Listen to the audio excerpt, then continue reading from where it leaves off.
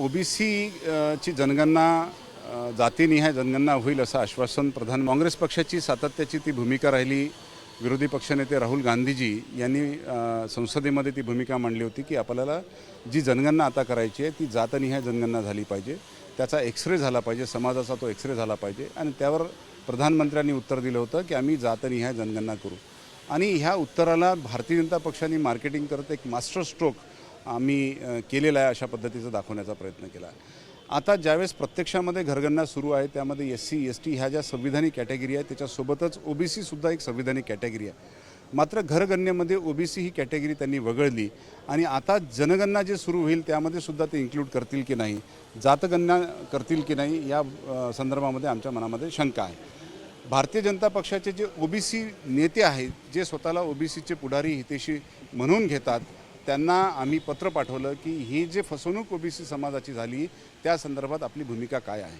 आपली भूमिका स्पष्ट झाली पाहिजे, कारण विविध OBCच्या संघटना आंदोलन करत आहेत, ही मागणी सातत्यानं रेटून लावत आहे। मात्र त्या मागणीला कुठलाही प्रतिसाद मिळत नाही। त्यामुळे भारतीय जनता पक्षामध्ये सत्तेमध्ये सहभागी झालेले OBC नेते त्यांनी भूमिका स्पष्ट करावी म्हणून मी पहिलं पत्र आज चंद्रशेखर बावनकुळे नागपूर जिल्ह्याचे जे पालकमंत्री आहेत त्यांना लिहिलं।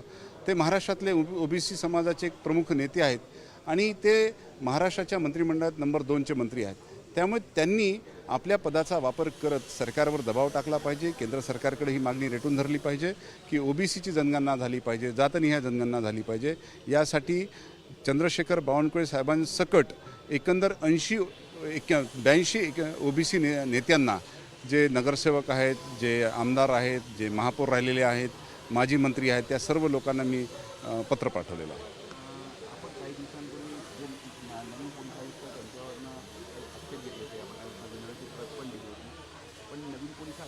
दाखल झाल्यानंतर सुद्धा नागपुरातला क्राईम मात्र कायम सातत्याने मोठ्या घटना घडताना दिसत आहे। नक्कीच हे जे अपयश आहे ते पोलीस आयुक्तांचं अपयश आहे असं मी मानत नाही, कारण आता 4 दिवस झाले ते रुजू झालेले आहेत। त्यामुळे हे अपयश जे आहे ते सरकारचं आहे, गृहमंत्र्याचं आहे, मुख्यमंत्र्यांचं आहे। मुख्यमंत्र्यांच्या शहरामध्ये जर क्राईम अशा पद्धतीनं सुरू होत असेल तर काहीतरी सामाजिक इनबॅलन्स बिघडलेला आहे हे समजून घेणं गरजेचं आहे। गुन्हेगारी ही समाजाच्या माध्यमातून आलेली असते आणि त्याला नियंत्रित करण्याची जबाबदारी सरकारची असते आणि सरकारचं हे अपयश असं मी मानतो। थँक्यू।